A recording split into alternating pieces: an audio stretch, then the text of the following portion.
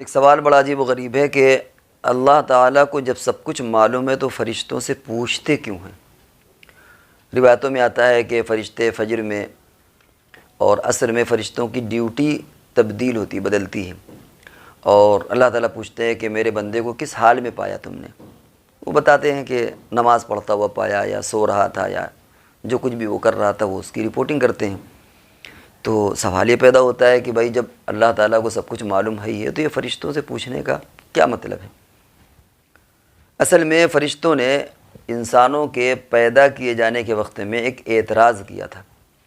قرآن پاک میں اتجعل فیہا من یفسد فیہا ویسفک الدماء، کہ اے اللہ، اے رب العزت، کیا آپ ایسی مخلوق کو پیدا کرنے جا رہے ہیں جو دنیا میں فتنہ اور فساد پیدا کرے گی؟ اور من کا لفظ استعمال کیا۔ عربی قواعد کے اعتبار سے من کا لفظ عموم کے لیے آتا ہے، یعنی کیا ایسی مخلوق پیدا کریں گے جو سب کی سب یہ کام کرے گی، یسفک الدماء، خوریزی کرے گی اور گناہ کے کام کرے گی؟ تو یہ ان کا ایک اعتراض تھا، اس اعتراض کی وجہ سے وہ پکڑے گئے۔ اب ہوتا یہ ہے کہ جب یہ عصر میں مثال کے طور فجر میں بندہ یہ گیا، فجر میں فرشتے گئے، تو اللہ تعالیٰ پوچھتے ہیں کہ بھیا کس حال میں پایا ان کو؟ وہ کہتے ہیں اللہ ہم نے تو فجر کی نماز پڑھا تھا وہ پایا۔ یہ گویا ان کے اس اعتراض کا جواب ہو گیا کہ تم نے یہ کہا تھا کہ یہ ایسی مخلوق ہے جو خوریزی کرے گی، فتنہ اور فساد کرے گی، دیکھو تم نے نماز پڑھتا وہ پایا۔ اس میں ایک اشکال یہ ہو سکتا ہے کہ صاحب بہت سے لوگ تو کافر بھی ہیں، بہت سے لوگ تو گنہگار بھی ہیں، وہ تو نیک کام نہیں کرتے، وہ تو وہی کام کر رہے ہیں جو فرشتوں نے اعتراض کیا تھا۔ تو اس سے کوئی فرق نہیں پڑتا، کیونکہ فرشتوں نے جو اعتراض کیا تھا ان کے اعتراض کا مقصد یہ تھا کہ پوری مخلوق ایسی ہوگی، اور ظاہر بات ہے کہ جب یہ دعویٰ ہو کہ سارے لوگ ایسے ہوں گے، اگر ان میں سے کچھ لوگ بھی نیک ہو جائیں گے تو ان کا دعویٰ ختم ہو جائے گا۔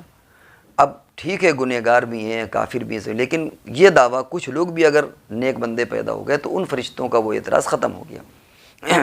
اس لیے اللہ تبارک و تعالیٰ ان سے پوچھتے ہیں، انہیں یاد دلاتے ہیں کہ دیکھو یہی وہ مخلوق ہے جن کے بارے میں تم نے اعتراض کیا تھا، اور دیکھو یہ تم نے ان کو اس حالت میں پایا۔ اور اللہ تبارک و تعالیٰ کی شان کریمی پر قربان جائیے کہ اللہ تعالیٰ نے جو ڈیوٹی بدلی ہے وہ یہ نہیں کہا کہ صبح سورج نکلنے کے وقت اور شام کو سورج ڈوبنے کے وقت میں ڈیوٹی تبدیل ہوگی۔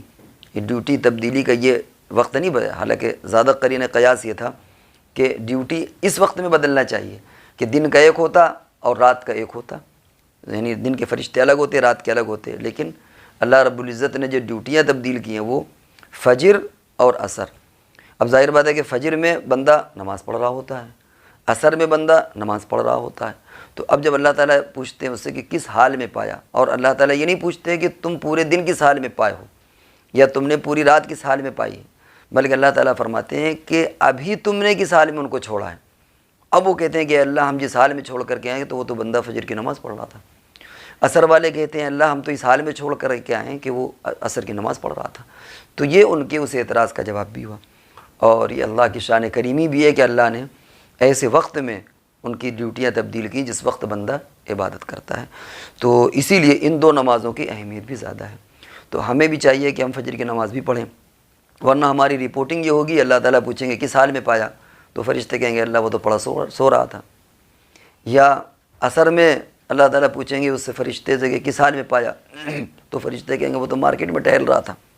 تو اس لیے ہمیں بھی چاہیے کہ ہم نمازوں کا اہتمام کریں، اور اللہ رب العزت کا یہ پوچھنا اس لیے نہیں ہے کہ اللہ کو معلوم نہیں ہے، بلکہ جو فرشتوں نے اعتراض کیا تھا ان کے اعتراض کو، یعنی ان کے اعتراض کا جواب دینے کے لیے، ان کو خاموش کرنے کے لیے، اور اپنی حکمت ان پر بیان کرنے کے لیے کہ میری حکمتیں یہ تھیں جو تم نہیں پہنچ سکتے تھے وہاں تک۔ اور یہ بہت سی وجوہات ہیں جس کی وجہ سے اللہ رب العزت فرشتوں سے اپنے بندوں کے بارے میں پوچھتے ہیں۔